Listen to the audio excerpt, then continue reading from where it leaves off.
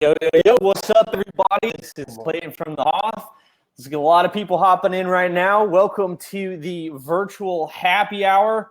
We got my buddy Carl. What's up, my man? What's going on, Clayton? Excited to be here. Excited to see everyone again, hopefully from last week. Got some new attendees as well. Yeah. If you guys can go ahead and say what's up in the chat. What's up, Ed? What's up, Josh? What's up, Corey? This is our virtual happy hour. What's up, Erica? What's up, Deborah? Welcome.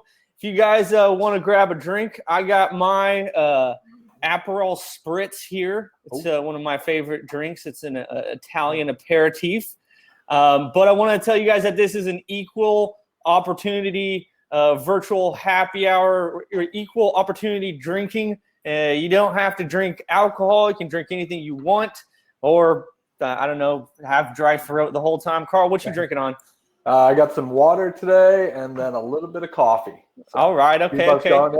Yeah. So we actually did these, we were doing these podcasts called Keywords and Cocktails, and we got some hate in the comments that said it's bad to promote drinking alcohol. So I said, look, man, you can do whatever you want. You can drink whatever you want. You can drink water, tea, doesn't matter. But if you are in here chilling out with us in our virtual happy hour, cheers. Thank you so much for joining. We're going to be getting started here in just a few seconds as everybody's hopping in. We have Bobby on the line as well. Bobby, you want to say what's up? If you got your microphone on. Thanks for tuning in again. Yeah. I think my wife will hopefully refill it. I see Michael asking that. The magic. We'll see if it magically comes back. That's great. We're going to be getting started here, guys, in a few minutes. This is going to be super fun. Hopefully this will take your mind off things a little bit, maybe point you in the right direction. We're going to be chatting about the biggest opportunities in advertising right now. So it'll be valuable content. But the concept of this is not to bombard you with like hardcore, boring, stuff. It's mostly to chill out and have like a cool conversation. This is our virtual happy hour, so you guys can learn something, and this can be like work, because it's 4 p.m. on the East Coast, so it should be pretty fun. Hey, Bobby, how many people we got going on so far? We have 108 people, and also a reminder, we have the ability to bring you on camera. If you want to come on and say something, we can give you access to your camera and our mic. Cool. Yeah. So if you guys are in the chat and you want to come on and ask us a question, we actually had somebody come on last time. We gave them access to the camera and whatnot, and they came on and they actually taught. They didn't ask a question. It was really awesome. So this is kind of like a cool, just virtual happy hour. It's going to be super fun. But as people are hopping in right now, and we're just getting settled, I wanted to start this off with like something super positive to get everybody in a good mood right now. So what I did is I asked around for some pictures of some of the favorite HOTH animals. These are people from our employees of the HOTH. And so I want to show you guys the cutest pictures possible just to lighten the mood. This is Sunshine. This is from Chris. What do you think about this, Carl? Oh, yeah. No. Oh, my God. This little guy. Yeah, adorable. It's like there's this constant competition of the best HOTH pets that we have. Okay, so this is Sunshine. He's a new one. For Chris, he's our sales customer experience manager guy, and this guy is super cute. So not Chris, the puppy. This little guy is super cute too. Carl, you know the name of this one? This is Lila. It's Taylor. She's one of our account managers. This is Lila. She snores sometimes. So she's adorable. And last but not least, Carl, you know the name of this one? This is Danielle. Yes, this is Ellie. She was just a cute fluff ball when she first came to the office, and now she's growing into this magnificent beast. Yeah.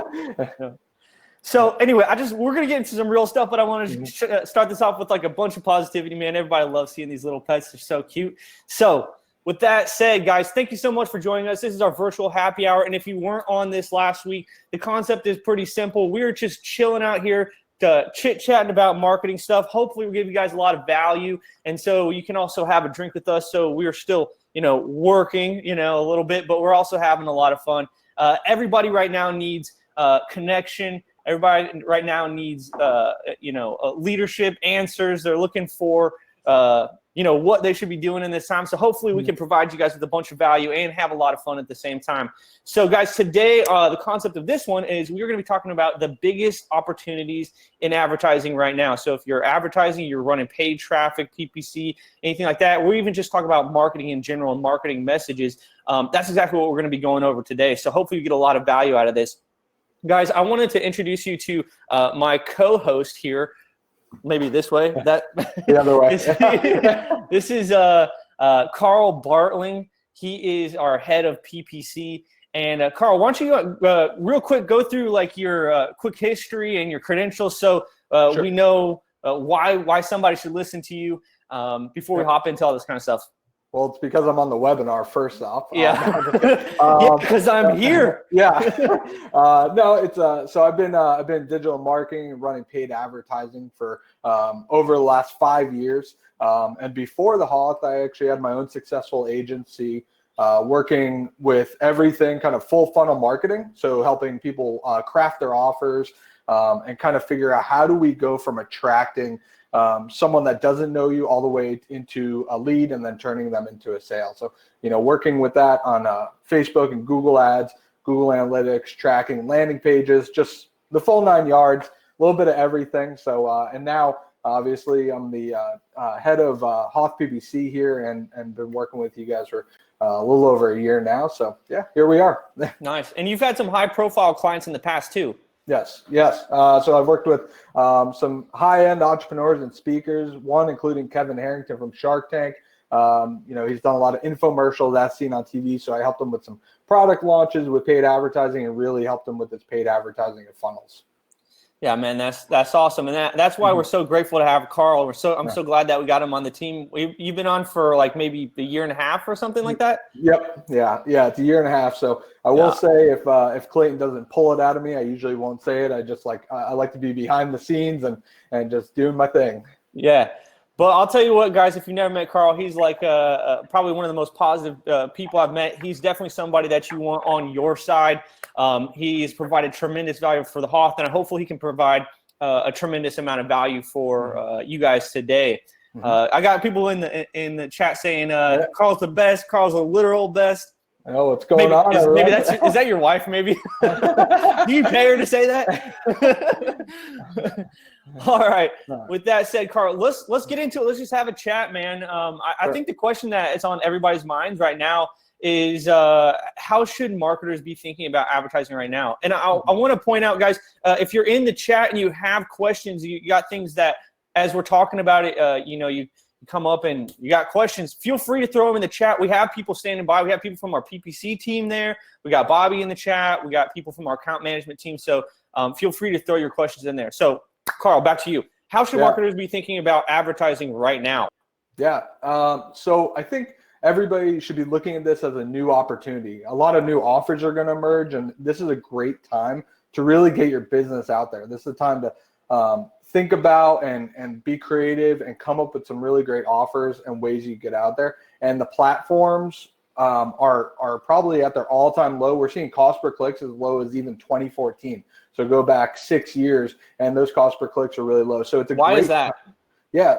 So we're starting to see a lot of competition just pull back on advertising just because of what's going on with COVID-19 and the pandemic, of everything that's going on. People are, getting a little scared and pulling back, but this is a great place to get in where it's less expensive, as well as it allows you still to get your brand out there, because at the end of the day, with your business, we still need to be bringing in new business, and advertising is going to be your short-term, missile to get that new business in. Yeah, man, I agree with that 100%. I mean, from a HOTH perspective, Carl's running PPC advertising and remarketing and all kinds of stuff for our actual clients. But like from the HOTH side, I see this as a big opportunity. Just like Carl said, we are seeing CPMs drop because more people online. So there's more ad inventory if you're running display advertising. And so what we're doing is we're actually ramping up. It's kind of like that, that people say like when the stock market's crashing is the best time to buy. And when it's up at the top, it's the best time to sell. Well, this is kind of like that time, except for advertising. There's so much advertising available because everyone's online, but then a lot of people are getting scared and they start pulling back, right? So it's kind of weird. Yeah, no, it is a weird time, but I think as long as you kind of understand your positioning and make sure this is, that if you're confident in your business and what you have to offer and that it's valuable, then, go for it. And then I think there's also another side of this is we have some clients that, just if you are a closed business, then there's a lot of opportunities out there as well in terms of strategies. So, yeah. You know what? I heard this quote the other day that was pretty good. That they said, "You should be when times are good, you should be advertising, and when times are bad, you have to be advertising." Right. Yeah. Yeah. I feel like there's a lot of people right now that the way that people's business is going to survive through this thing is if you keep selling. You know what I mean? If you're able to keep selling, then that's going to help your business survive. And the way to do that is to continue advertising. I even think that, sorry, go ahead. Yeah. When you look at, when you speak upon that quote, do you feel like, last week we spoke about our copy and messaging being a little bit more, pulled back, not as aggressive, like 10X or grow your business now. Whereas I feel like when looking at, the ways you deploy your marketing, you have to be using advertising as aggressive as possible because you're actually using that to be in front of people. Whereas a lot of people may not be searching specifically, and your organic actually may not be getting you in front of the right amount of people or the number of people as advertising would almost give you that guaranteed spot. What are your thoughts on that? Yeah, man. Well, there's Bobby, I think you got to put yourself on mute because I hear some people laughing in the background, and I don't think we're that funny yet. We all are very good at talking. Okay. Man, no. Never stop talking. Yep, that's me. What's up? You said you had a question, Bobby? Yeah. Josh wants to know, since a lot of us in this happy hour are marketers, Carl, can you talk specifically about some of the cost per clicks that you see going down for what search terms, specifically marketing terms? Yeah, sure. So specifically for service-based businesses, we have seen quite a bit of drop on Google Ads. Anywhere from 20 to 30%. And that's just because of that competition. A lot of service-based businesses are at a local level. And of course, this is impacting a lot of local businesses. And so they're thinking of the now. The people that are pulling out, they're in the now instead of thinking about the future and what's to come. So we're seeing anywhere from 20 to 30% cost per click drop, at least in the last few weeks.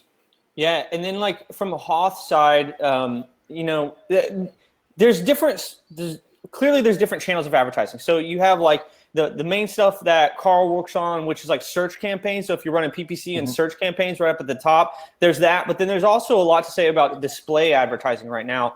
So, Carl and the PPC department, we deal with Google Ads, but from like a HOTH actual perspective, we're running ads on everywhere. We're running Google PPC, we're running remarketing, we're running display, we're running Facebook ads. And so right now we actually just launched a ton of new campaigns. Like HOTH actually just launched a ton of new campaigns on Facebook, and we're trying new stuff like video views and new audiences and all that kind of different stuff. One of the things that we're working on is just getting our message in front of a lot of people and doing lead gen right now.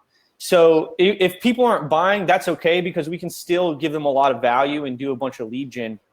But on the complete opposite side, that's for us because we're in a really fortunate position where, even if our sales drop, that's okay because we're really confident coming out of it. So we're working on lead gen, even if people aren't buying. But on a more local business level or somebody that's, needs to get sales in the door today to survive, like continuing advertising might be the thing that, allows you to survive during this time. Yeah. And I actually saw someone comment and ask a question. What is going to get the best bang for your buck? Is that going to be Facebook or is that going to be Google or even another platform, right? Those are the main platforms, but there are many, many platforms. And that really comes down to your business and your business needs. As Clayton said, if you need to get leads in right now, you need to have that phone ringing. You're going to want to be focused on Google because that's somebody searching with that intent really, really strong. They need your solution right now. They need your service. They need that problem fixed. So whereas I have a HVAC client right now, and man, the calls, we went from 1 to 2 calls because so heavy traffic, so heavy competition maybe a month ago. Now we're like seeing 4 or 5 calls a day, and it's crazy because you got to think about the times. People are stuck at home, and their kids are at home, right? It's getting warmer, and they want their AC fixed. They need their AC fixed, and they need it now. So. Yeah. I mean, that's one of the things that I think we need to drill into a little bit and talk about, like, different platforms have different intent. People like to focus on the price a lot. You hear a lot of things like, oh man, Facebook's cheaper than Google or whatever. People are really focused on the price, but one of the most important things is intent. You want to talk about drill into that a little bit, and let's talk about the difference between like Facebook and Google. Sure. So Google, I'll start with is really high intent, as we call in the industry or call even internal in our department. And the reason being is because when somebody searches for that, that's showing that they're actually taking action to find a solution for that problem or for what they're looking for. Whereas Facebook I almost look at it as it has to be almost a disrupt in your feed. So it's almost like disruptive advertising. It has to actually pop out at you and break past the noise, whereas most people just scroll past. And on top of that, besides just breaking past the noise, it also we have to hope that person is looking for that product or service at that specific time. Now we can kind of go down the rabbit hole of, regular campaigns and Facebook and then remarketing and things like that. But if you're looking to have someone, say, yes, I want your product or service now, Google is going to be that. Whereas maybe you need to showcase how a product works, and you need to have someone discover your product. That's going to be more on Facebook or Instagram, in my professional opinion. Yeah. I like that a lot. I mean, I love advertising in every way. I love Facebook. I love. We even run YouTube ads. We run search campaigns. We run everything.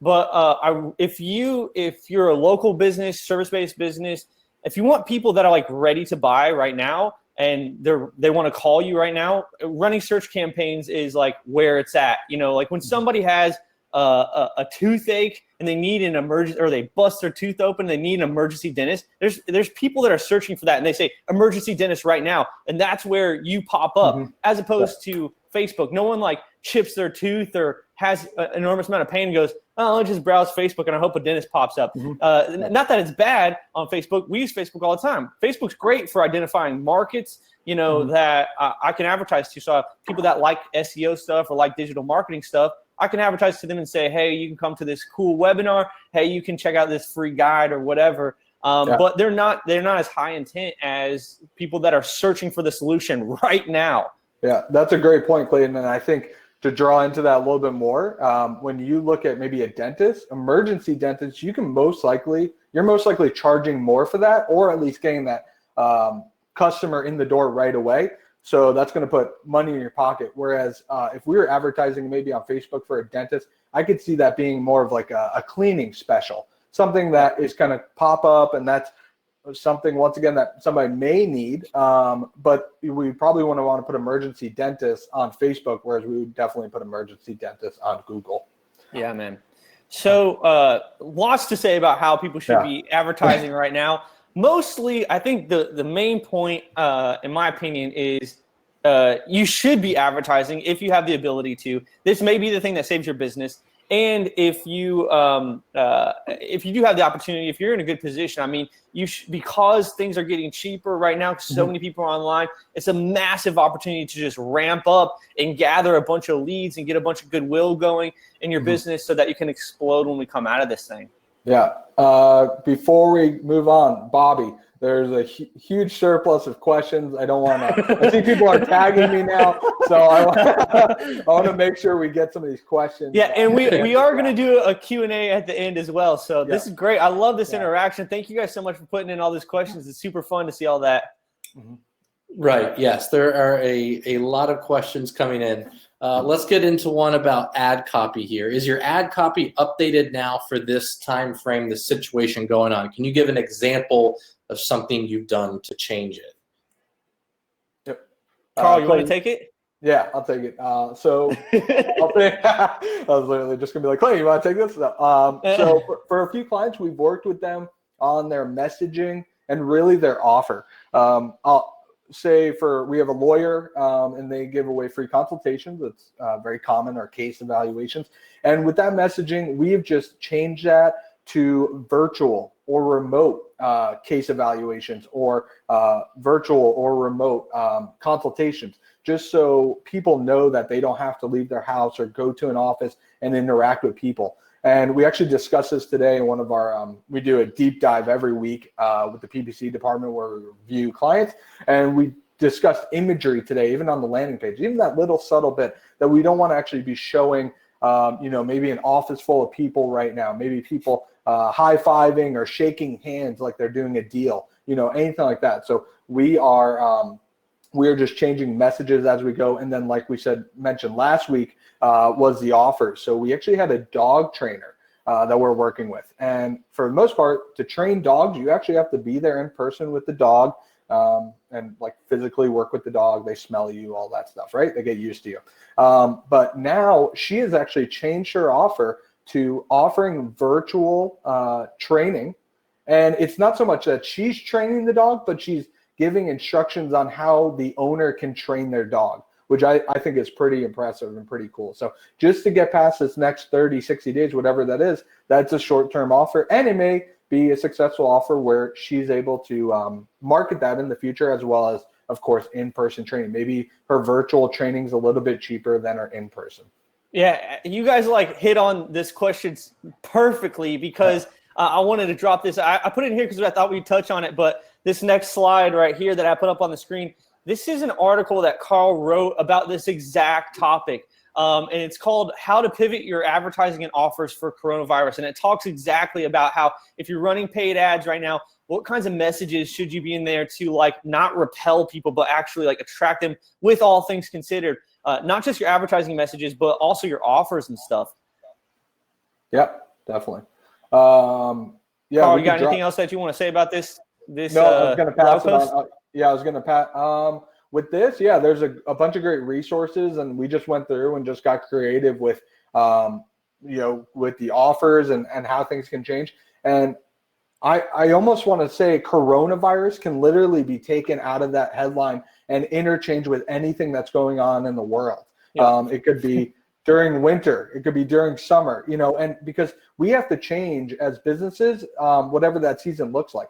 We have a client right now that they do basement waterproofing, and it does not, in the winter, they really don't get much business unless the snow actually melts. That's when the basement actually floods or leaks. So at that point, we need to figure out a different offer for him to be getting business. And so I think, how to pivot your advertising and offers for anything. You just have to have that creative mindset and think outside the box constantly. Yeah, we do this all the time. I mean, how many campaigns have you looked at in the last, year, dude? How many different businesses?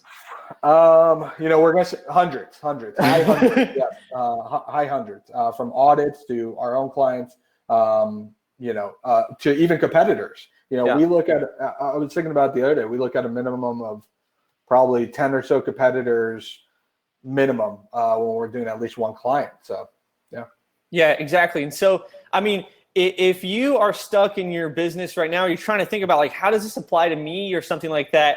I mean, Carl's a great resource. Or if you want us to help you from a PPC perspective, I mean, this is literally what we do every day is we go and we investigate competitors. We look at what are the angles that people are using, what kinds of offers. So Carl's brain, our entire PPC team's brains are wired to figure out, exactly how to position, get inside your target customer's avatar and how can you position your offers for them, especially considering the circumstances, not just the coronavirus, but even seasonal businesses and all kinds of stuff. So. Yeah, and Clayton, I know we're going to do Q&A at the end. I know, but there's a million questions coming in. So right now I'm just dropping my. Man, people are question happy. Yeah, this is awesome, man. Cheers. Cheers. I'm dropping my Calendly now, and guys, feel free to schedule a consultation. Even if we answer your question, let's dive into it a little bit more. This upcoming week, I'll be more than happy to chat with you guys for a few minutes and dive into those specific questions and help you guys where we can. So cool, man. All right, let's move on to the next question. So this is one that I think about quite a bit, and a lot of businesses are actually afraid to spend money on ads. I see a lot of successful businesses. Most businesses have, referrals coming in. That's what they rely a lot on that. Yep. Or they just rely on, what things are happening. Like if you're a local business, you're relying on like, man, people usually just come in. They, there's foot traffic usually, or, my phone just works. My phone just rings because whatever. I know I try things here and there, but people really don't want to spend money on ads. Why are people afraid to spend money on ads? Yeah, so I will say probably one of the biggest one is just kind of the unknown. I always kind of joke that 90% of our job as campaign managers are education and educating our clients and helping them understand the process and then also understand, like, we have to talk about the process. Then we talk with them actually about, what happens when you get a lead and what does that look like, and why is this a different lead compared to maybe like a organic lead or a referral and things like that. So I would say the unknown of the process, and also the biggest one is the results it's going to yield. A lot of times with advertising, compared to SEO, you're putting a lot of money into advertising. You're spending money every day. And so there's a lot of emotional connection with that money that you're putting out. So we like to, maybe put some analogies together when we're doing that and try to explain, why it's best to invest, that minimum $1,000 in ad spend per month and what type of results you're going to get in the past. And that's where we kind of break down the ROI. So if you're able to put a game plan together from the beginning that both parties agree on, and then we move forward, that's where it comes into play, and we've solved the unknown for them. Yeah. Well, I mean, if someone's tried advertising in the past and it hasn't worked, I mean, take a look at like Google Ads, Carl. Do you think a normal business owner would be able to log into Google Ads and have success? Yeah, so that's a good point. So if we look into the regular account where what we do every day, no, sometimes they do. But even if we look into Google Ads Express or smart campaigns that you can get set up in literally 5 minutes, a lot of times when we audit those, we don't see success with them because they're tracking metrics that are just completely, nothing even close to a lead, like a phone call or a form fill. It's something along the lines of viewing a certain page or getting a click. That is not a lead, or that's not a value to the business right there. So that's a quick way to burn some money. Yeah, man. I feel like a lot of people probably, maybe if they've tried it in the past, it's really easy to get burned or to mess it up. Like Google Ads is like the most complicated and most powerful platform for advertising on the planet. And it's like literally littered with all kinds of like hidden checkboxes and hidden reports and stuff. It's just designed to suck money out of you. And unless you know how to do it professionally, it's like it can definitely be done and it's super powerful. But unless you do it professionally, it's so easy to burn money. Even if you're like a good marketer. Yeah. I mean, Carl, how many campaigns have you seen from even good marketers that it's just like, damn, if this setting would have been changed or whatever. It's so many times, and even when past campaigns they look like they're doing good, they're just not, and that's when we can dive in. So a lot of times, even from a surface level, metric wise, sometimes campaigns do look good, and then we kind of dive into them, and they're just not. So yeah, almost every time we find something that could have been better, or quick improvements that are just kind of the basics, and that with a simple guideline that shouldn't have been missed from day one. Yeah, man. I mean, for me, in the past, I didn't want to spend money on ads. Like before we started spending money on ads, I was like, man, if I don't want to burn the money and like be at a loss, Yeah. One of the things that really helped me is like, dude, doing the math. Yeah. Dude, you want to talk about a little bit how we help clients do the math for themselves? Yeah, sure. So we do what's called preliminary research. So after someone purchases, then we do some preliminary research to kind of figure out just how far that ad spend is going to go. This helps with two things. A, it gives us benchmarks and guidelines for where we want to hit in a month, 2 months, 3 months. The next one is it gives the client an ease of mind. And so what we do is actually we figure out how many clicks are possible, how many leads are going to be coming in, and what that cost per lead is going to be, average cost per click, things like that. So a handful of different metrics. But with that being said, once we know that cost per lead, then we can figure out if this is going to make sense for them short-term and long-term, and figuring out that ROI. So we actually dive into, what's the average purchase value? Does someone buy from you once, or do they buy from you multiple times? How much is that customer worth to you? And we figure all that out. And then afterwards, we figure out how much are you going to see and how much are you going to see ROI? Are you going to get a positive ROI on that first sale? If not, how many clients is it going to take for you to see a positive ROI on all of this? So once we do the math and break that all down, and we have some nice little calculators and tools that we use to do that, to make that whole process seamless, it makes sense for us as well as the client. And a lot of times there's been cases where I had a call the other day. The guy almost had to spend $50,000 to even get one sale, and the sale would be about $10,000. It just, the numbers didn't work. And at that point I said, at this point I would focus on other marketing efforts like organic, or just building up content over and over, things like that. So at that point you got to have that conversation of, what's best for the client. Yeah. For the most part, I would say when we get clients that come in, we'll do the math for them and we'll show them like how it's going to work. Because if you're spending like $1,000 or $5,000 or $10,000 a month, we have clients even spending significantly more than that.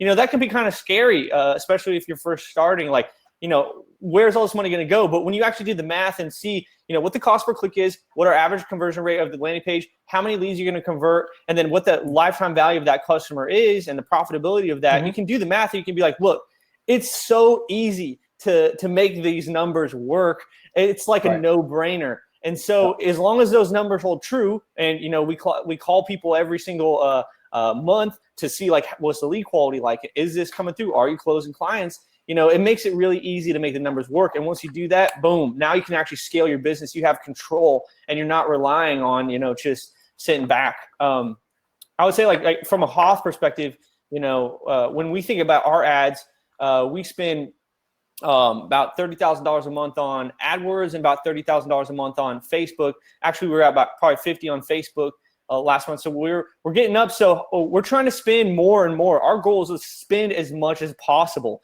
A lot of people want to reduce what they're spending, but actually, if your advertising is ROI positive, you want to ramp it up as much as possible. So I'm trying to get into 6 figures per month spending on Facebook and AdWords. And the crazy thing is, like, dude, the customers are out there if you want to go big. We have some PPC clients spend about $30,000 a month on AdWords. So we can definitely do bigger budgets or even smaller budgets too. So yeah. And I found that with smaller budgets, when you're working with that $1,000 to even $5,000 a month, man, we get creative. We got to get creative on how to make it work. And I remember one time Clay and I we were drinking some coffee in the kitchen at the office. And that's when we were kind of first in beta mode. And we got an insurance client. And I bring this up because I noticed one of the comments somebody said the insurance industry is tricky. And it was like $150. The cost per click for insurance is massive, right? Yeah. Tons of competition. So Clay and I are jamming there. And I'm like, man, this guy wants to get a $30 cost per lead. But, at the most, I can get him maybe $150 cost per lead. And just the numbers did not add up. And that's, and we just found that it just wasn't going to work. But, and then we were able to, lay down that client easy without even spending money from that point on. We were able to, understand the numbers is huge. Yeah, I think that's super important, man. It's kind of cool because you can actually predict before we even spend $1. Like if people hop on our PPC service, we're all about transparency and stuff. So if you hop on and it's not the numbers don't work out based on what you're telling us, we'll just tell you, because we don't want you to spend the money. But for the most part, we can find creative ways to make it work. So yeah, definitely. If you have a good business, that is. Yeah, for sure. And we talk about in the department, some campaigns just provide consistent results and they're really nothing to brag about. Maybe you will never see them in the case study. Then there's some that are in the case study. It's like, right? That done really, really well. And we've kind of broken that down of like, what's the difference there, right? Same keywords, maybe same cost per click, same budget. What is the difference? And kind of what Clayton brought up is how good the business is.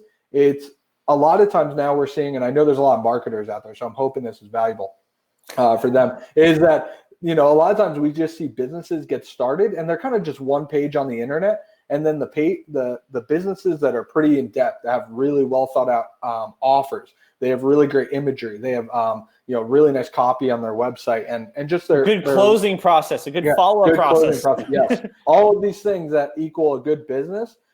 That's also what plays into a really good campaign. We can drive traffic and leads all day long, but if you're not able to close them, then you're not going to be able to really go anywhere. Yeah.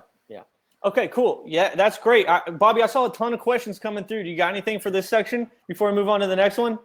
Yeah, Michael has a question, and a couple other people want to know the answer to it. When you have someone spending $30K a month on AdWords, how much do you focus on fixing SEO errors on the site first?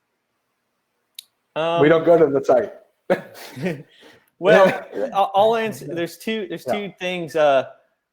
With Carl or our clients' campaigns, we actually don't run any of the PPC like lead gen campaigns. We don't run any of those to our actual clients' sites. We actually build out landing pages. Carl, you want to elaborate on that? Yeah. So when running that type of ad spend, when building HOTH PPC, we realized we need to have, if we're going to really offer something where we're not just offering maybe the amount of traffic, we want to offer a lead generation system for them that generated good quality leads.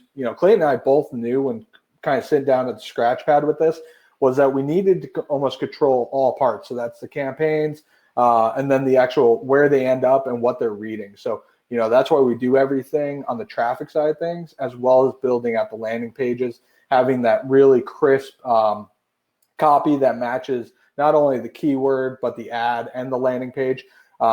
And so with that being said, in terms of SEO, we actually don't even index these landing pages, but our first goal is to convert the users. And then after that, on the confirmation page, we can send them on over to the website if they want to learn more. But the landing page is, for every single campaign, it's crucial. The only ones that that don't convert well with the landing page have just been e-commerce. But unless you're giving some sort of discount on remarketing for e-commerce, they can opt in at that point and then claim their discount on the actual shopping platform. Yeah, man. So essentially, when we run lead gen PPC campaigns, we don't even do it on the site. We have them give us a subdomain. They just set a CNAME and they give us a subdomain. So it's like offer.yourdomain.com. And we run all the traffic to a landing page that we specifically designed for high conversions and that we can test, right? When you have like SEO, when you just send it to your normal website, you probably are doing things for SEO purposes. Like you might have a lot of copy. You might have navigation up at the top. You might have different headlines like that have your keywords in them when it's not necessarily the one that we want if we want somebody to convert. So with PPC, because we can determine the intent so precisely. We can get down to like literally the exact keyword. We design pages specifically to design. We design pages specifically for that, and so it doesn't have anything to do with SEO. So that's what we do. Like we have clients that spend $30,000 a month. We run them all straight to our landing pages that we've designed for them. So those convert way higher, and actually that saves them tons of money. Carl, you want to talk about like how we save people a ton of money by switching over from their website to these landing pages? Yeah, sure. So actually, that's probably the next question. Yeah, this is it. Nice. This is how can you dramatically reduce your costs? So this is perfect. Yeah. So we've had case by case basis, and but we had actually a drug and rehab clinic that came into us, and if you guys don't know about the drug and rehab business, they when somebody comes in, they stay for about 30 days on an inpatient treatment with them, and that gives them about $30,000 in revenue. When they came to us, they were running their own Google ads, and their cost per click is super high, anywhere from 75 to 150. So they were really happy with their $8,000 cost per lead, but we knew we could get that down. They were running all traffic to their website. So what we did is built out a really nice longer form landing page. And we were able to get that down all the way down. Currently, we're getting leads in them, phone calls, which they prefer over form fills, for about $150. So we went from an $8,000 cost per lead, which they were happy with, down to $150. And all day long, I mean, it just purrs. Yeah. That's insane. Can you imagine just like burning like thousands of dollars for every lead? If you just implement landing pages, it's huge. It can massively reduce your costs. Someone in the chat is asking, why not create a landing page on the company's website? So I wanted to be clear. So what we do is we have them set up a subdomain. So it's like offer.yourbrand.com. And it just allows us to be able to add pages to your website without like messing up any of your SEO or messing with your actual website. So you still get a landing page on your domain. So the branding is still there. But we're able to control it really easily, perform all the tests, and you don't even have to worry about it. Yeah, in terms of tracking, it's super easy to set up, and as well as getting set up. Once somebody purchases, it's go time for our team. So we try to really get you guys set up in less than 10 business days. And so to have that system already in place, we don't need website access or anything like that. We can get to work right away and get your campaign up in no time and get advertising in front of those individuals that you need to your business. Yeah, man. What are some other ways that we dramatically reduce costs, or how could the people here on this webinar, if they're running PPC right now, what are some things that you see like when campaigns come in? What should people definitely do that's going to immediately reduce their costs, or it's kind of the same thing as like immediately like improve their conversions? Sure. Yeah. So one of the big ones is, of course, tracking. We want to make sure that's good to go. You got to be able to measure it so you can see what even's going on. Yep. So you got to be able to measure that. The next big thing is that we focus on is what's called message match. And so if somebody types in, we talked about emergency dentist earlier. So if somebody types in emergency dentist, then we want that ad to actually populate for emergency dentist. And then once they click on that ad, then they go to a specific landing page all about that emergency dentist service. So because that copy is going to be much, much different than actually like family dentistry or just dental cleaning or something like that. The emergency dentist is going to be a lot more urgent. We're going to be hitting a lot more pain points, literally. And we want to have that go with the flow there. So message match is a huge one. Making sure that your ad groups, all your keywords aren't just stuffed into one ad group. We want to have those really organized and well placed. So once again, emergency dentist, maybe emergency dentist near me could even be in another ad group, emergency dentist with zip codes, things like that, because you want to be able to highlight those points in those ads, which in turn will increase your click-through rate and higher your quality score, which is going to bring your cost per click down quite a bit, and overall saving you money, increasing leads, and boosting your conversion rate. Yeah, man. Also, negative keywords, dude. Yep. Yeah, negative keywords are huge. We actually found that over 30% of people don't even add negative keywords in. And I feel for everyone, because I know you got to explain what negative keywords are for anybody that doesn't know. Yeah. We're talking a bunch of nerd lingo here, dude. Yeah. So negative. So you bid on keywords with Google, right? And that's what you actually show up for. So like emergency dentist. A negative keyword for that would be family dentist, because if somebody types in family dentist, I don't want my ad actually showing up for emergency dentist. So another example of that is if you're a dog trainer specifically, you probably don't want to come up for somebody typing in, parrot trainer, cat trainer, or things like that. So we're going to actually add those as negative keywords. So it could be, cat, parrot, all different types of animals, elephant, tiger king, things like that. I had to throw it in there. So negative keywords are basically going to be keywords or phrases that you don't want your ads to show up for. Yeah. So you got like really general so that people could understand, but let me give you like another example that might be a little more closer to home. So a lot of times, let's say you use the example of like dog trainer, right? A lot of people will go in there and they'll throw, if you're trying to run your own ad campaigns, they're throwing, hey, I'm a dog trainer. I want people that are searching for dog trainer. But a lot of times there's all these long tail keywords. So people search for dog trainer, but they also search for dog trainer jobs. So that's not somebody that searches for dog trainer jobs. It's not somebody that's actually looking for a dog trainer. They're looking to get a job. So you definitely don't want your ad to show up and pay for clicks for people that are looking to get a job. So that's an example of like a negative keyword that we'd actually run in a campaign. So hopefully that makes sense. And a lot of people don't even know that negative keywords exist. And if they don't, they're probably advertising on tons of these. Yeah, definitely. And we've actually created a master list.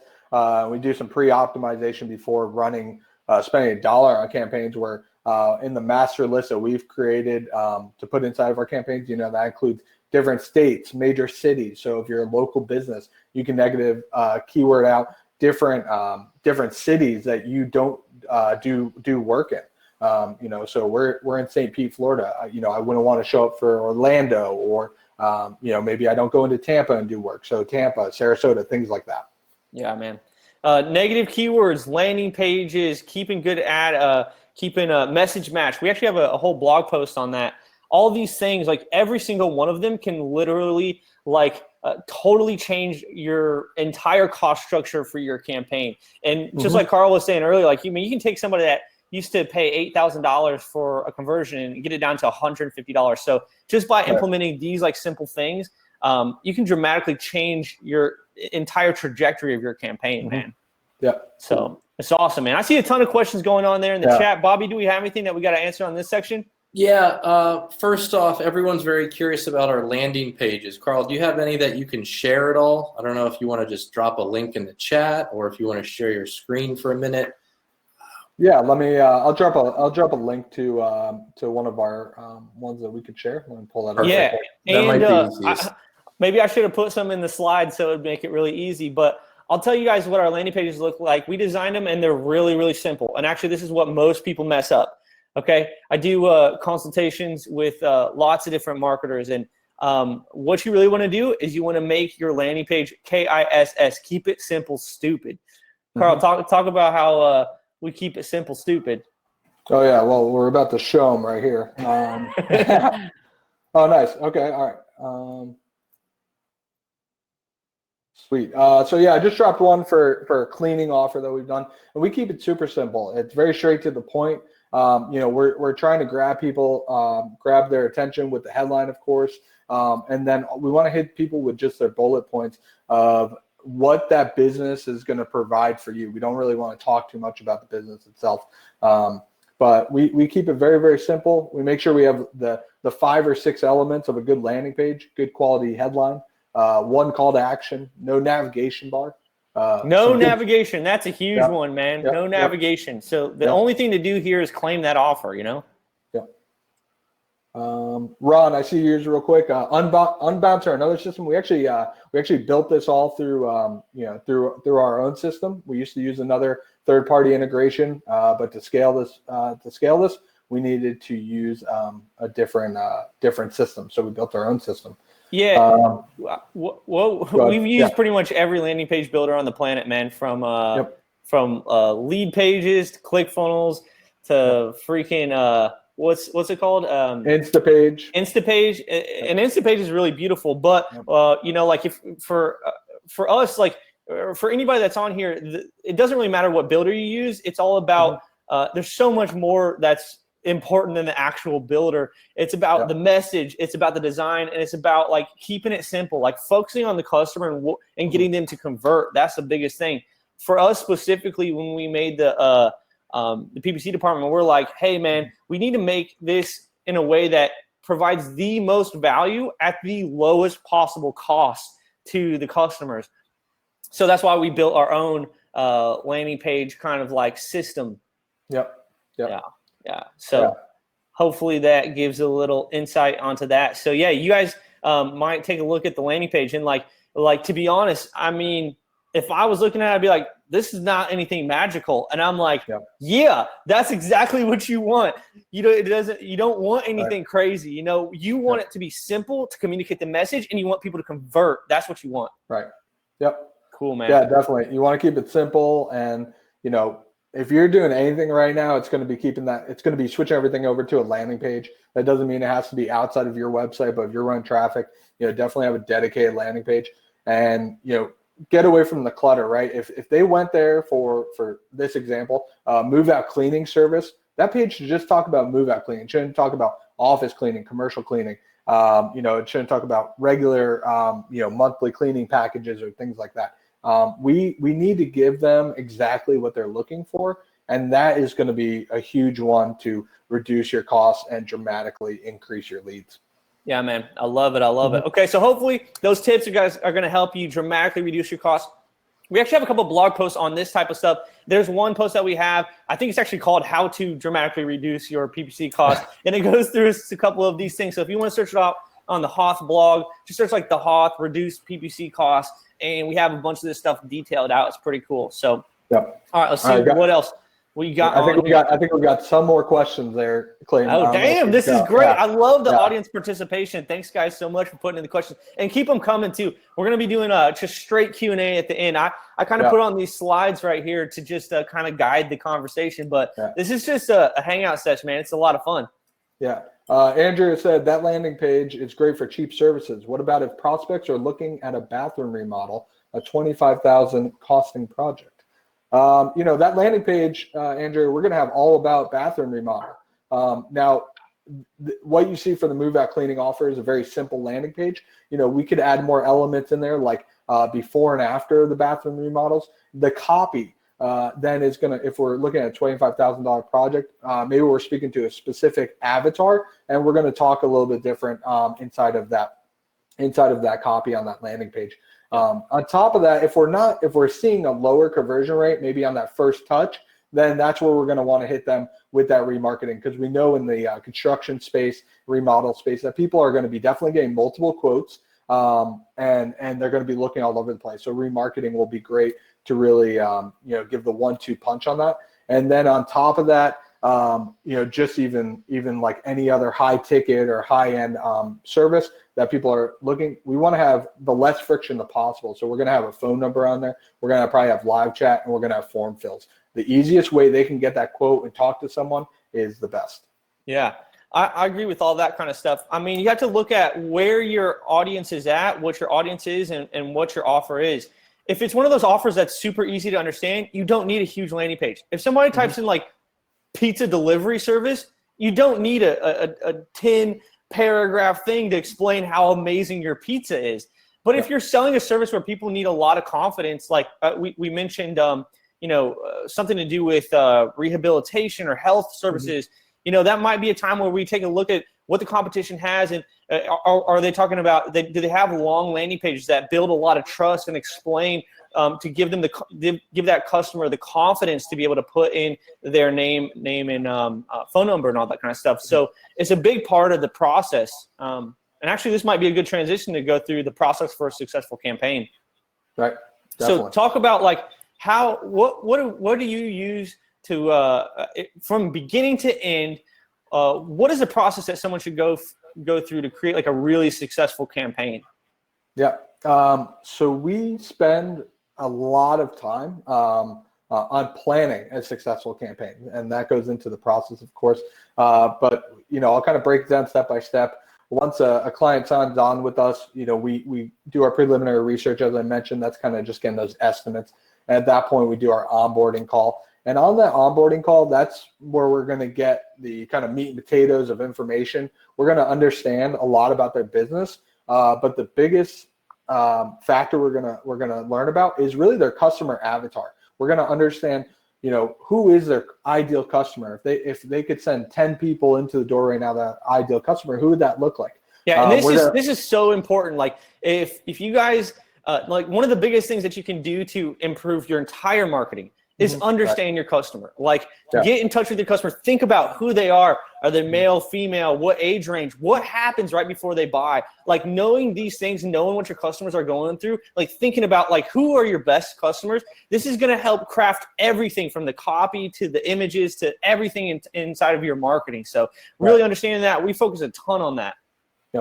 Yep, and understanding what they're doing before, how they're kind of feeling, what they need to, what's the solution, or what do they kind of expect to achieve after they go through buying your service or product. So asking those kind of probing questions really help us, run the campaign and build the campaign from that point. Once we understand that, then we go from there. And I would say for a successful campaign, we need to keep it lean and mean.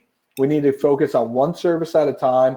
Once we get that up and running and it's working and producing consistent results, then we can grow from there.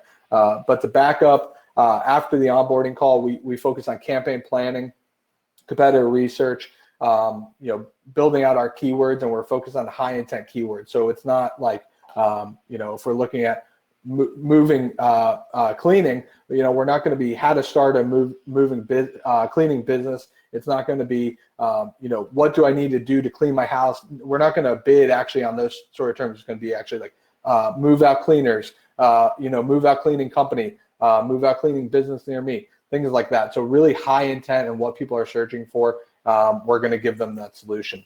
Yeah, we're trying to snipe people like right there that are ready to buy like right now. I mean, that's one of the great things about running search campaigns is because people are typing in what they want right now, and you're getting like right in front of them. You know what I mean? So it's like sniping that people that are like as close as possible ready to buy. Doesn't mean they're going to buy like right now, but that's the goal.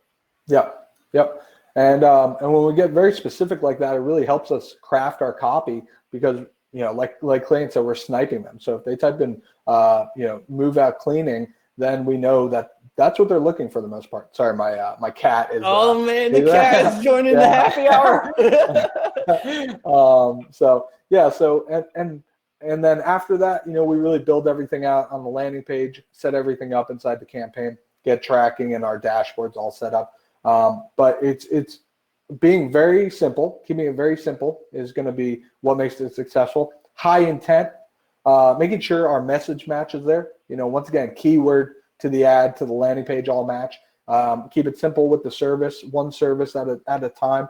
And then consistency when you're building this, when you're going through this process. Before the HOTH, I didn't have consistency building my process. I had an agency and we did a little bit of everything.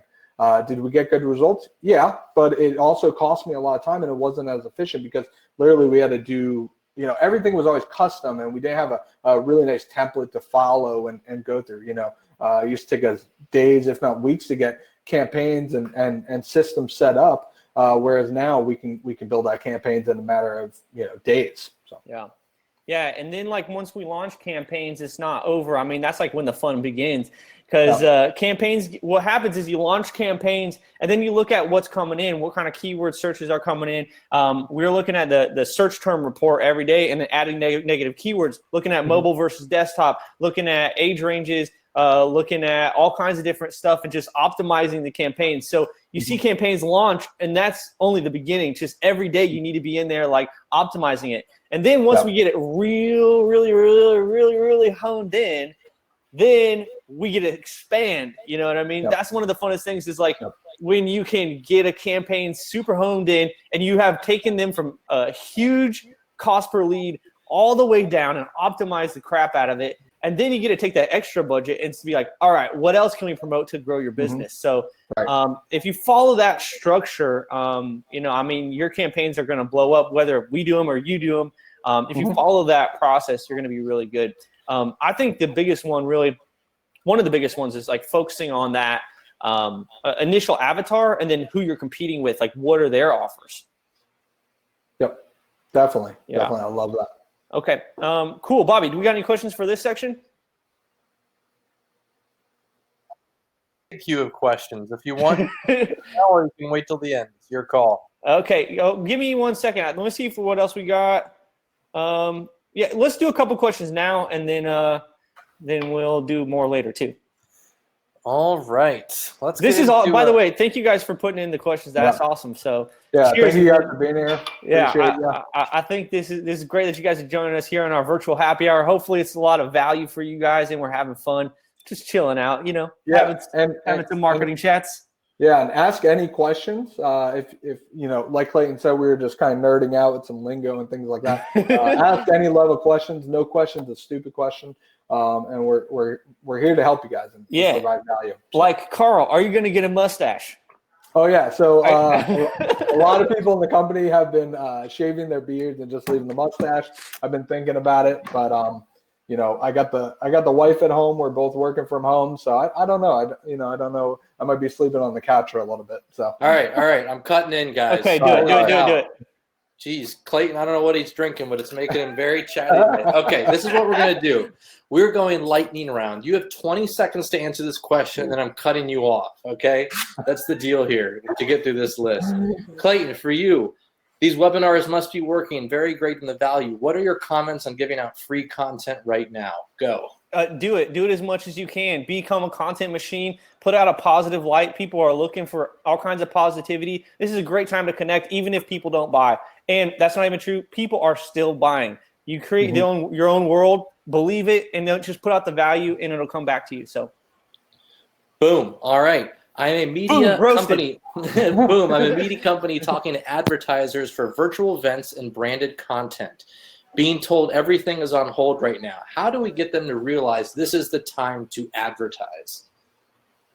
Is this for Carl or me? So, Either I'll one. just go for it.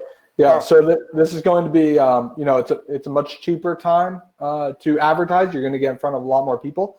Plus, that offer is aligned with exactly what everybody's going through and what they're looking for right now. Obviously, they can't go to a real conference or real event. So this is, if any more time, if the stars have aligned, it is now. So jump on it. Yeah, and then there's a post that Carl wrote, back to that one post about how to change your advertising for right now. That will give you a lot of good ideas and reasons why people should be doing it right now. So, perfect.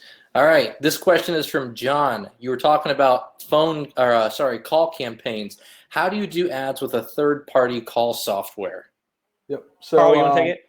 Yeah. So we work with CallRail, but there is actually a tracking inside of Google that's native that you can still see the call report, meaning in terms of how long the call was, what keyword brought it up, things like that. But when we have CallRail, we just place the number inside the extension or on the landing page, and then we follow up actually with our clients on a monthly basis and review those calls. That helps us with lead quality as well as their follow-up process. Yep.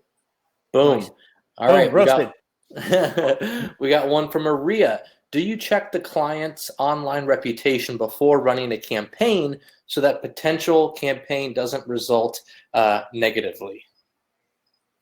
We've never really seen this, and we do not. Now, we do add reviews and social proof onto their landing pages.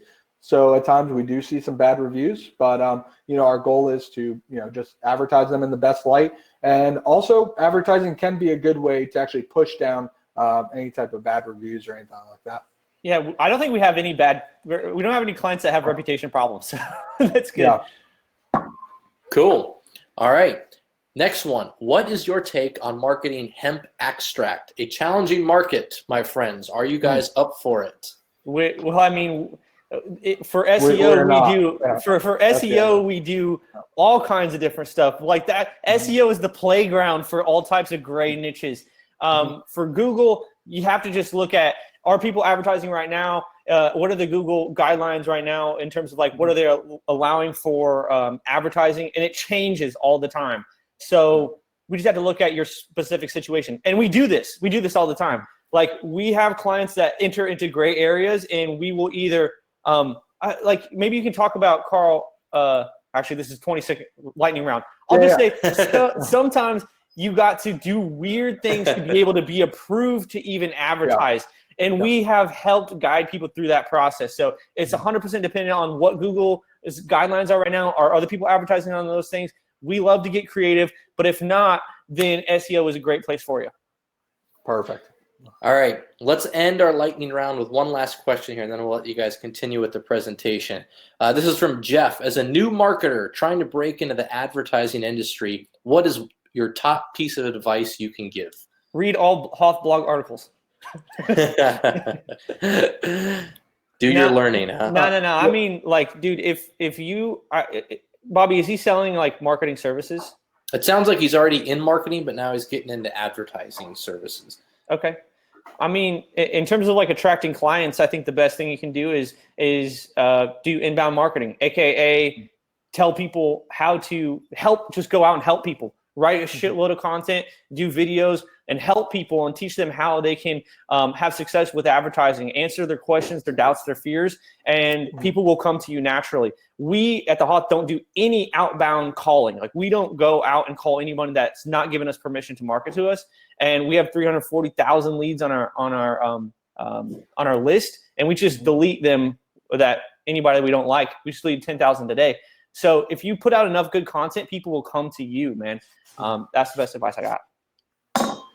Perfect. We were able to chip away at some there. Great. All right. Let's we'll let you resume now, guys. All right. Can I get one cheers up in here, man? My glass is actually looking. I think my wife disappeared, so I have to do this on my own now. So I'll get a cheers to everybody in the chat. Thank you for joining us on the virtual happy hour. It's a great time, whether you're drinking or you're not. It's great. I have a little bit of champagne right now, so we're probably gonna let out a little bit too many marketing secrets, but it should be fun. All right, so I think this is one of the last ones. This is a good transition, man. Is how did HOTH PPC come to be? So talk about that a little bit, man. Yep. So as previously stated, I had my own agency before this, doing a multitude of things, but always incorporating paid advertising.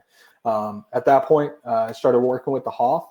And I came in directly just to build HOTH PPC and the PPC department, kind of, just going from, SEO company to an SEM company. And so Clay and I, spent the first 8 or 9 months, just kind of in front of a bunch of Google Docs and figuring out the best process on how to build successful campaigns, what we can put what we need to put in there, as well as how do we scale this? How do we scale a team? How do we work with multiple industries? You see some marketing agencies that work with only select industries. We work with almost every single industry as long as we hit Google ad policies and other platform policies. So it was a lot of work between Clayton and I, a lot of hours. And Clayton, you want to chime in on that? Yeah, man. I just remember for me, we've been doing SEO. The HOTH's been around since 2010. We've been doing SEO, but there's a lot of people. There's so much there's so much opportunity with paid advertising. You know what I mean? Like, we run paid advertising ourselves, and I'm not like a one-channel marketer, and no one should be. You guys should be doing like email marketing, social media marketing, paid advertising, SEO, content marketing, all kinds of different stuff. It's so powerful when you diversify, especially at a time like right now. But if you want to take control over your business, I know that if you pay to play, that's how you can actually guarantee that you show up, in the search results, and you're going to show up, above everybody else. I saw the power of PPC, and I was like, we have to find a way to, offer this to our clients, but we got to do it in a way that people can afford it and that it's like really scalable. So we set out on this journey to go do it. And for 8 months, we didn't take on a client. Like, Carl was sitting in there like every single day. I'm like, dude, he's like, dude, I got this job, but we don't have any clients. I'm like, dude, because we got to make this system so tight, dude. Right. So we worked on that system for like 8 months, dude. Yeah, and we actually, for all you marketers out there and maybe attracting your own clients and things, we spent a lot of times looking at other views of other companies and actually finding those pain points. So we found that transparency was a big one, customer service, communication, results, things like that. So we want to make sure we really checked all the boxes before releasing, this big of a beast. Yeah.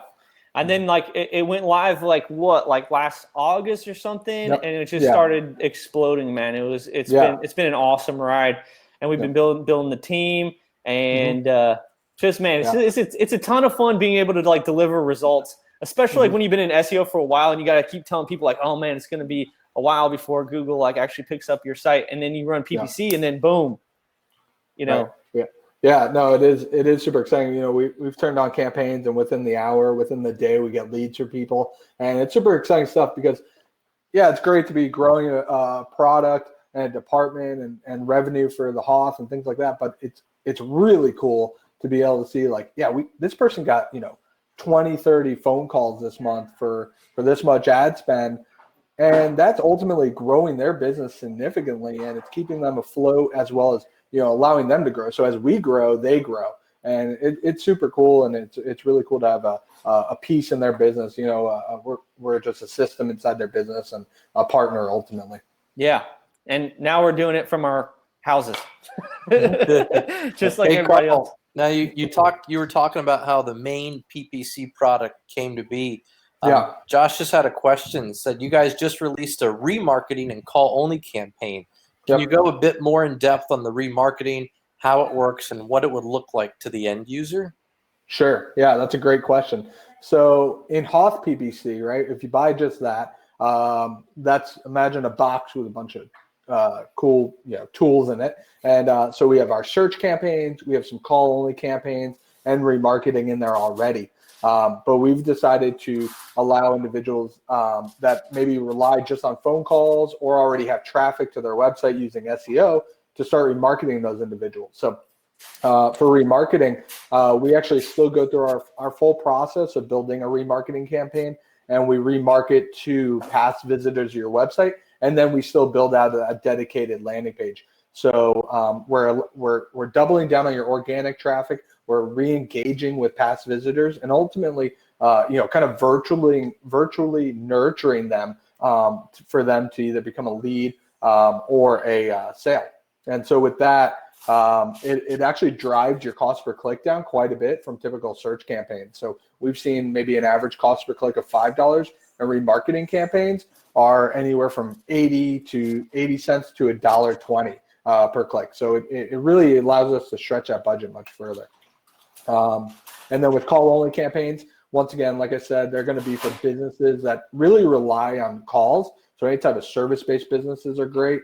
And then, the whole goal of that ad is actually just to be seen on mobile. And your only option at that point is not to go to a website, not click on an extension or anything like that. All you have the option to do is actually call that business. So those are kind of what those two look like, but that's still coming with the dedicated campaign manager. That's setting up tracking. That's doing everything, just a different style of campaign.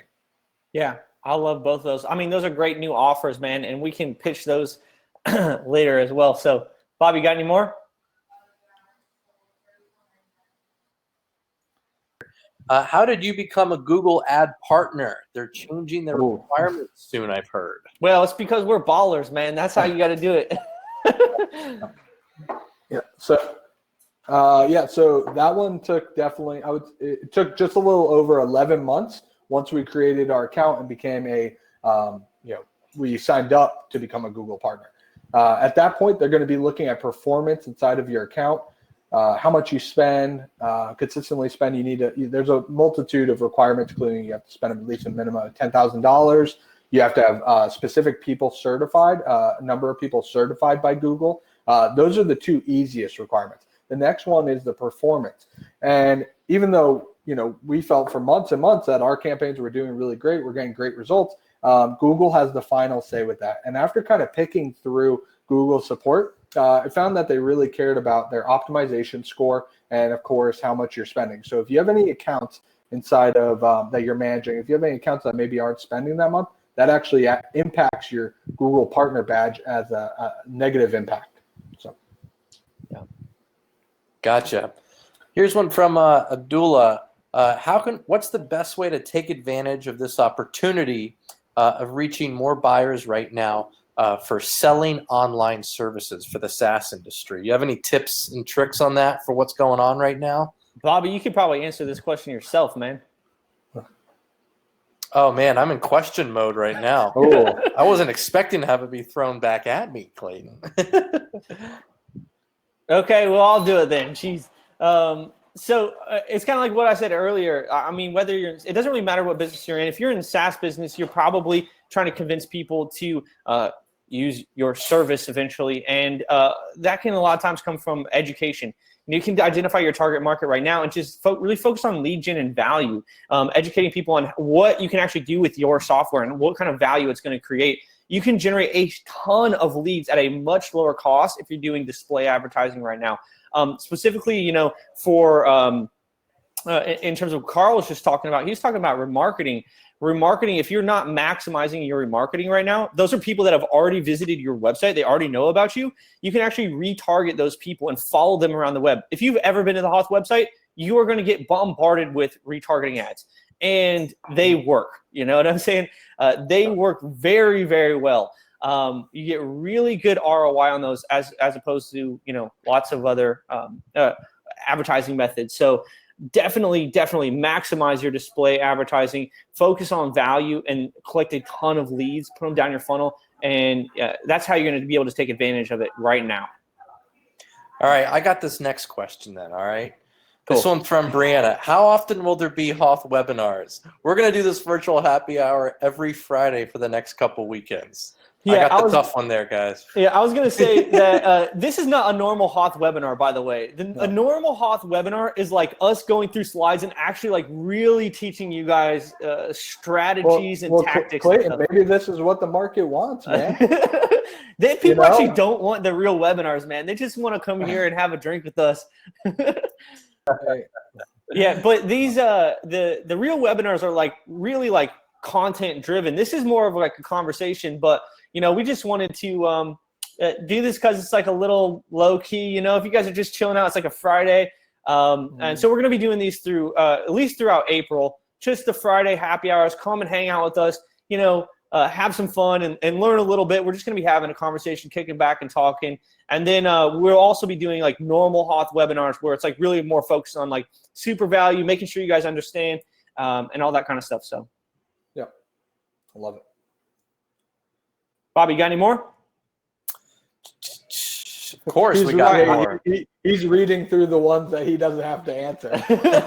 Dude, I put Bobby on the spot. Boom. Yeah.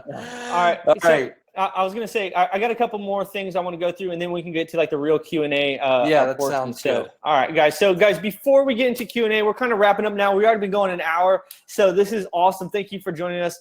Hope you guys had a lot of fun. I got a couple things. The first one is if you are running a business, if you have a small business less than 500 employees, and you're in the U.S. government just came out with a bunch of financial aid resources for you, okay? We documented them here on the Hoth blog, okay? So check it out. Just go to hoth.com/blog, and you'll see it there, or you can search for it, or you can just use this link right here. Carl just dropped in. Thank you, bro.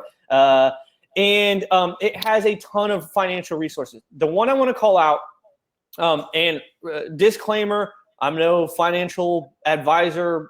I'm only a NASA scientist and PhD doctor. But essentially, you can apply for something called an economic disaster loan. You can get $10,000 from the government if you're a business with less than 500 employees, okay? Because I'm not a financial advisor, I put a video in there that shows you how to do it from a financial advisor, okay? But check it out for yourself. I applied for it yesterday, and it's literally 3 pages, and they ask you for a routing number and a checking number at the end of it, okay? So if you qualify for that kind of stuff, I would highly encourage you to take a look at it. There's even more programs called like the Paycheck Payment Plan Program, something. It's a PPP, something. It allows you to be able, they're going to subsidize paying your employees during this time. So there is a lot of good stuff. Definitely take advantage of it. If you're able to get $10,000 into your business, that could be big for you right now. So I want to make sure you guys are aware of this. If you're in the U.S., definitely check out that post. And if you do get the $10,000 immediate grant, or you have more loans coming, I want to tell you guys about the promo for this month. It's the Hoth. Can't speak. It's the get a 20% bonus on any Hoth credits purchase deal. This is crazy. We decided to change up our whole promo this month and allow you guys to take advantage of any product that we have. So we have something called Hoth credits. All you got to do is you just deposit like one Hoth credit equals $1. Just deposit it in there, and within 24 hours, we're going to give you a 20% bonus. So if you deposit $1,000, we're going to give you an extra $200 for free, and you'll be able to purchase any Hoth product with that, including Hoth PPC. So it's an amazing deal. We have people that spend $1,000. We have people that spend $50,000 on it. And if you do spend $50,000 on it, you actually get a private mastermind with us. It's a whole day. So it's a great deal. So if you get the $10,000, you can come in and give us the credits, and then we'll turn it into $12,000 immediately. Clayton, do those credits go away? Those credits, April. So the credits don't go away. You can use them anytime in a year. So just and you can use them for any Hoth product that you have. So check it out. It's the Hoth April 2020 bonus deal. Check it out. It's going to be really awesome. You're going to get a lot of extra value out of it. Save you a bunch of money. Should be really cool. All right. Next up, guys, this whole time we've been talking about PPC. Hopefully you got a lot of value from it. We kind of showed you behind the scenes how to improve your campaigns. But if you would like us to do it for you, our product is called HOTH PPC. Carl, you want to give a little pitch for this? Yeah, definitely. So HOTH PPC is just, kind of a full managed service, and we handle everything. We try to make it hands off as much as you like. So we handle all the competitor research, keyword research. We write all your ad copy, structure everything out, kind of how we spoke about with message match, negative keywords, check all those boxes, make sure you guys are making more money than you're spending at the end of the day. And so, we have some awesome new offers, like I mentioned, with remarketing or call on that starts at $250 a month. And those are really going to be great for those local businesses that are still showing that they're open, that their service is ready to go, and also great for products as well. So, it's fully managed service. We handle everything. We check in with you once a week, and then we do a monthly video even for you once a month. Yeah, and this used to start at the minimum ad spend of $1,000 a month and minimum management fee of $500 a month. But Carl and the team worked really hard and just put out 2 new campaign types, and now we have the cost down to $250 in terms of management fee, and then a minimum ad spend of $250. So you guys can get in at such a lower price right now. It's amazing.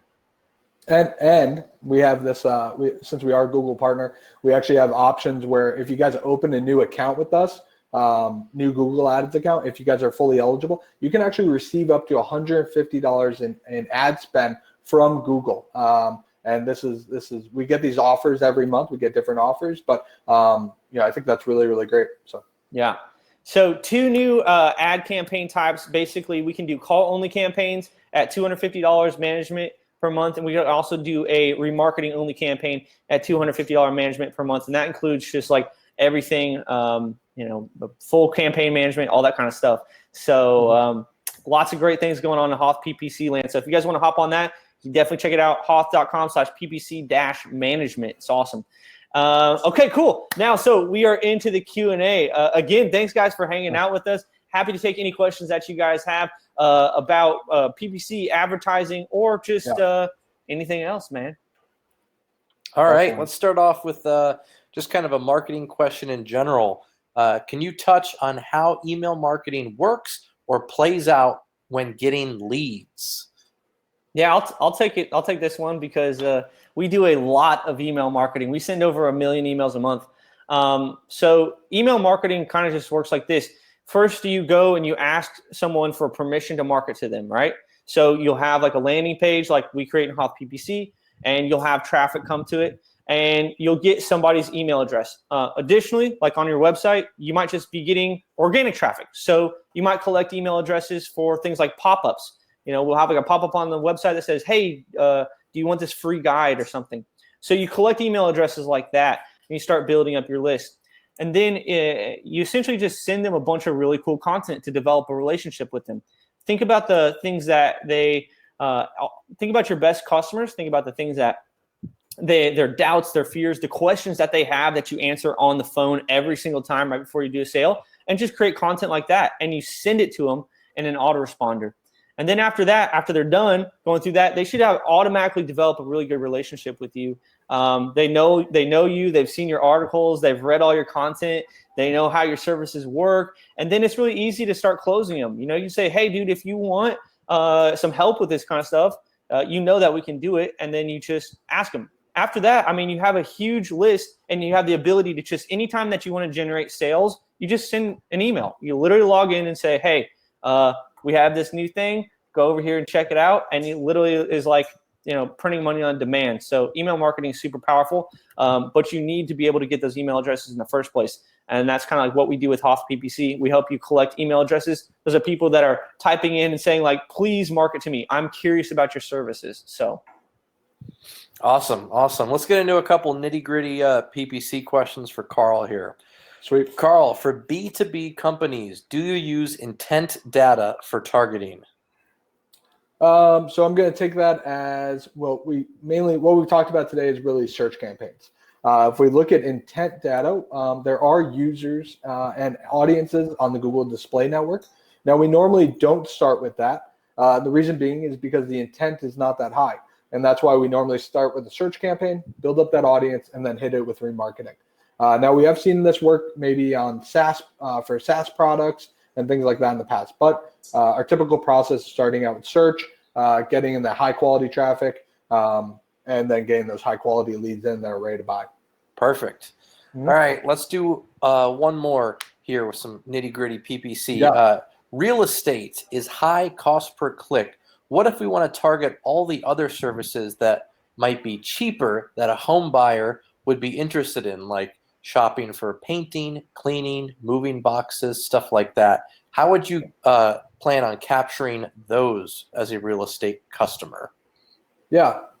So it really comes down to, would you rather 5 people ready to buy a home and you make some nice commission on it? Or would you like, 50 people who, are probably more confused when you're speaking to them than when they filled out the form? So, we want people that are actually looking to buy and looking for your service now, and that are going to be hot leads. When we look at that, the ROI, we've worked with real estate in the past, and the ROI is, really great. The value of that lead and the value of that purchase is very high. So it makes a lot of sense, especially on the Google platform compared to Facebook or other platforms. Yeah, I mean, I think that's really important. Is like we talked about this a little bit earlier. Is not to focus on the cost, focus on the ROI, because it's all about the ROI at the end of the day, and it's not about not spending money. And actually, if you think about it, it's actually spending about the most money as you can. A lot of times with high cost per click niches, it's because when you get a client, it's really, really valuable. So the way you're going to be able to make ROI on there is to set up campaigns correctly. Set them up in the way that is going to maximize the amount of results that you get. And so all those things that we talked about, from making sure that you have what kind of client you're targeting, and like all the the landing page looks really good. Like if you're targeting luxury clients, it better look luxury. Making sure that your message match is good, making sure that you have good negative keywords, make sure you have good retargeting, make sure that you're optimizing your campaigns, and making sure that your landing page is going to convert really high. Those are the things that are going to take your conversions where it doesn't make sense to where it makes a ton of sense to run as much ads as possible, and that's what we do every day. So, all right, talking about landing pages again. This is from Michael. Company research is usually more important with larger ticket items. I noticed there isn't a way to get to the company site from our landing pages. Is that different for larger companies? As far as keeping the landing page separate from their website? I can take it if you want. And Carl, you can chime in after if you want. So essentially, the landing page should exemplify, all we're trying to do is we're trying to get them to give us their information, okay? We're not trying to close them. We're not trying to get them to make a sale yet. We're doing lead gen campaigns, okay? So that's what the landing page should be. What you want to do is give them enough. We actually don't want to give them all the information. We want to give them enough information that they are like, okay, I want more. So they put in their email address, their phone number, whatever, and then at that point, it's handed off to the client. You don't want anything else on the landing page. You don't want to send them to the regular website. The reason that we don't send them to the regular website is because we can target the intent of the keyword that they're searching for so specifically. That landing page should answer everything they have, every question they have, to be able to go to the next step. Okay, so as on a normal website, you're going on there, you want to browse around. Most people end up bouncing off, because they're confused. On our landing page, we just get them to go to that one spot, take the next step, and boom. Love it. Anything else you want to add to that, Carl? No. Okay. You got it. Yeah, I think you got that one. All right. Yeah, all right. I actually would like to roasted. say one thing. Yeah. And in terms of leads, like actually going to somewhere, I know we didn't really talk about much, but that's one thing that we make it so easy, where people actually get lead notifications directly to their inbox, and even text message if wanted. So you guys get those leads while they're hot. Boom. All right. This one is for Clayton. When you were talking about customer avatars a while ago, this question popped up from Josh. It says, I always ask my client about their dream client. I want to know what they do when they wake up. Do they check Facebook or Instagram first? What do they take in their coffee? He wants to know everything. But he found that finding what their occupation is the best thing to know when you're writing your web copy. What are your thoughts on the big questions in doing customer research? Yeah, I think sometimes you've seen those like avatar builder spreadsheets or whatever that are like, what hair color do they have? What eye color do they have? They go into so much detail. And when I say that you want to know your customer, I don't necessarily mean like you want to know what type of beard shaving products that they really like. You want to know the relevant stuff that's going to help you actually craft the copy. And so the things that we ask for is like, what in terms of like the situation that they're in, who are they? What's up, Kat? Who are they? And like, what are the things that lead to them contacting you? Damn, that cat's going off, dude. What are the situation that they're in that's right before they contact you? If we can understand their pain or the pleasure that they're going towards, then that will really that will really get the copy crisp. Like that whole idea of what happens right before they come to you, what situation are they in? That's really powerful. And one more thing that we always think about is like, what is their wake up in the middle of the night thing that they were worried about? You know, like every line on the landing page that we write, it should be something that their client is like being like, I need it. Like I woke up in the middle of the night thinking about this. So if you use those two things, that's going to really just take the copy and go, whoop, you know what I mean?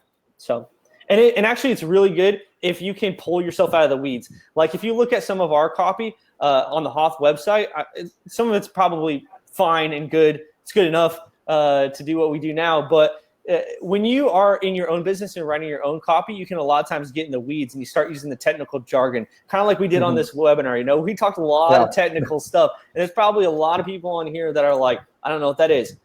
We have customers that come to us and they tell us like, please put this on a landing page. And we're like, dude, nobody knows what that is. Like somebody that's searching does not know what that is. So understanding like what situation they're in, putting yourself in their shoes, and then understanding when they wake up in the middle of the night, like what are they thinking about, and making sure that that copy is clear and not using jargon is really important. All right. How about we get into one from Cindy Johnson here? She says, what's up, Cindy? I have a client Not that my provides cousin. I have a client that provides hazmat suits for cleaning services. They are properly certified. They've been providing service for some time now. Google Ads keeps disapproving any ads or keywords about the coronavirus or COVID-19. I've heard there is a way to upload certification to Google and be whitelisted for the coronavirus. Anything to help here? I don't know anything about that. Carl, you know anything? Nope, I'm doing a Google search though. But I did see yesterday in a Facebook group that they are starting to lift it, and it is taking a little while to get reviewed and approved. Actually, Google, as of right now, Google Ads, they're not doing manual reviews. So we've had a few issues with like some campaigns that got disapproved, and then you have to go through this manual appeal, and then a support chat agent will actually review it, compared to they used to send it to a team in office to review. Now that's not the area. So, but there is a lot of information, it looks like, for that topic. And here, I will drop this link from Google right here. And so that is all about kind of discussing through COVID-19. But I would just kind of stay completely away from COVID-19 or coronavirus or any of that. I would just focus on maybe hazmat suits or anything like that. Yeah. So. We've dealt with like kind of like legal / certification issues before, and we also have Google reps we can talk to. So if that's something that could help you, then we could definitely do that. But man, it's kind of hard. Like even Facebook right now is disapproving a bunch. If you put like coronavirus in your ad text right now, they're disapproving a bunch of stuff. So it's just going to happen. So if you can find ways to just avoid saying that kind of stuff, then that might be one way. Yeah, it might just be hard though. Yeah, Cindy, I actually do see your reply. They actually do cleanup and decontamination for coronavirus. So I think with this, everybody's kind of, we've been getting informed in terms of what, kills the actual virus. May that be hand sanitizer or the amount of alcohol and things like that. So I think those are points that you can put inside of your ads without actually saying coronavirus or COVID-19. And on your landing page, we use X, Y, Z chemicals to, treat the area or clean the area. So I think a lot of people will kind of put the connection, together. All right, we got one from Maria here. When you start a brand new campaign where you don't know the landing page conversion rate or other unknown factors, do you start with a low budget and then scale up, or do you start with a big budget to test a lot immediately? Yeah, that's a great question. I think each scenario is differently. So for us, we always start with, our if we're starting with, say, a $5,000 budget, then we go and use that daily budget all the way up. So we hit that 5,000 per month. Now with search keywords, we may not actually see enough impressions for that and enough volume for that keyword or selection of keywords each month. So we may actually have to look at that point and say, okay, well, $5,000 per month can be split into 2 services. In that case, we would have 2 campaigns, 2 landing pages, going down that. So we start out with the full budget each month. Awesome. All right, this one's from Varun. Leisure businesses have reported almost 80% revenue loss since the whole coronavirus thing. How do you think a leisure business can pivot their ad strategy in this situation?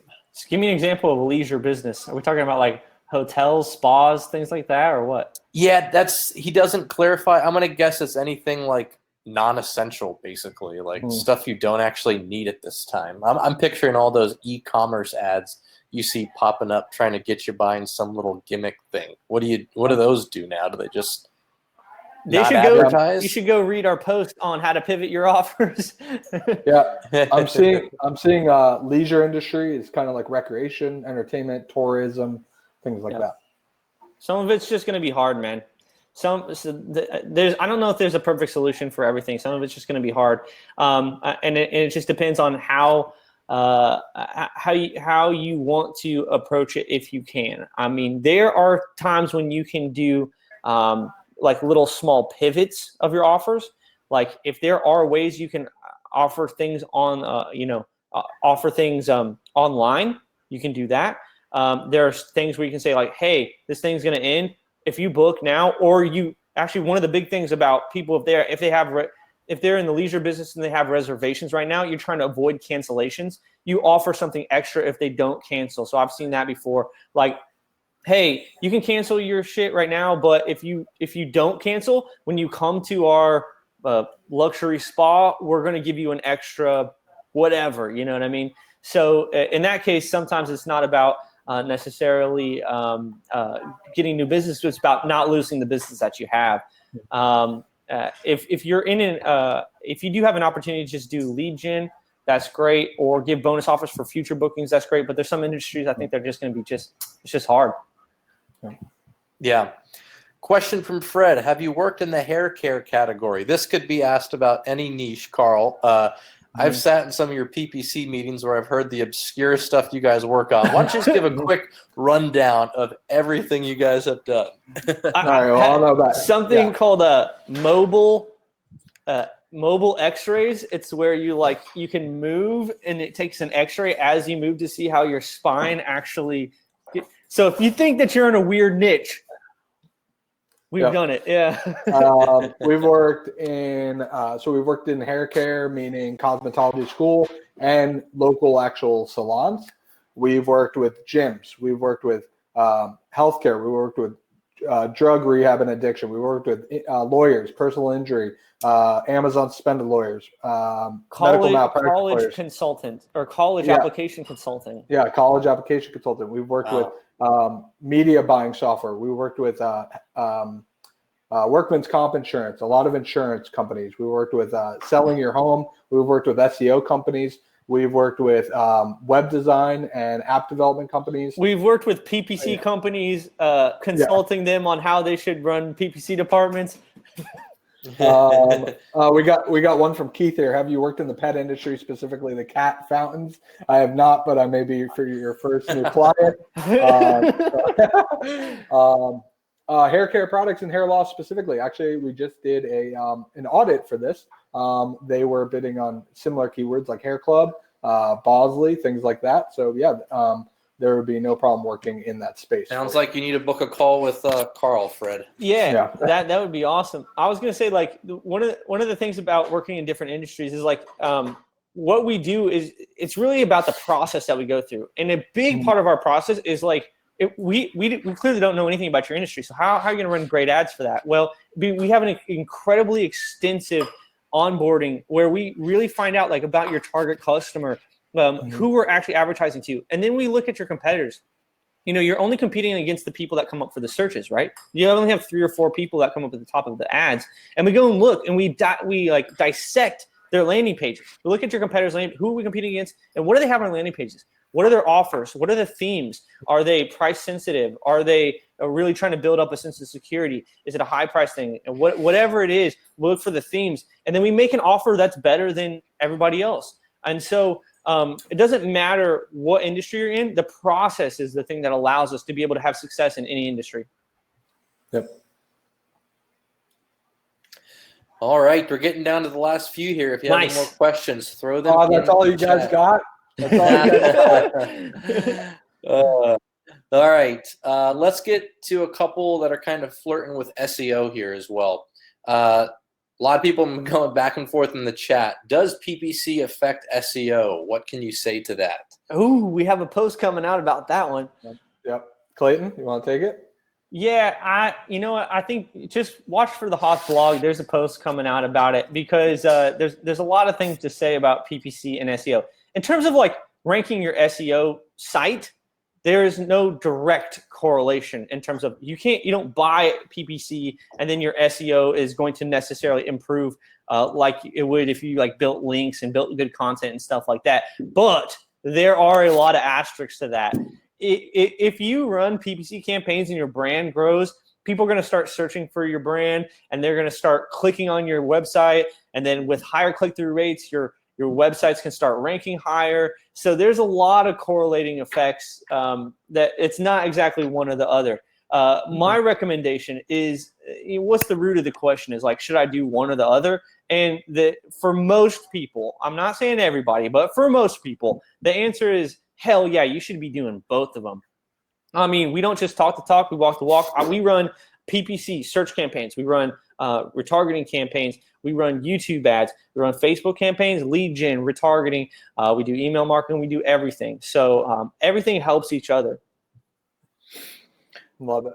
Awesome. Let's get into the blogs. Is it better to have a blog on your site or an external site? Put it on your site. Definitely your site. Yeah. All right. This is back to some landing page stuff. What if the keywords of the landing page are the same as what's already on the company's website? Why even create a separate landing page? Wouldn't it also help the company website if the landing page is also there? That's a great question. So a lot of times a website is not built to convert. A website is built for, kind of discovery and learning and exploring the brand and learning more about what they offer. Really the in-depth items. So maybe more of a sales page. You're going to have your blog on there, things like that. You're going to have big blocky paragraphs that people don't really want to read. You know, the goal of a landing page is to convert. And a lot of times a website's not built with that in mind. It's built more or less to provide value, provide content. And so on a landing page, you got to make sure you just have those essential items. You also need to have a nice design and a nice flow to the page. Perfect. And that is it, guys. That is all the questions we have. Awesome. All right. That's awesome. Thank you guys so much for joining us today, man. This has been a ton of fun. This is our virtual happy hour where we're just chilling out, chit-chatting about cool marketing stuff. Carl Bartling, the man, King Carl, hopefully with a mustache next time. If you guys want to book a call with Carl, maybe you can drop your link in there. Check it out. Or if you want to talk to us about your digital marketing strategy, you can always book a free consultation with us at thehoth.com/meet.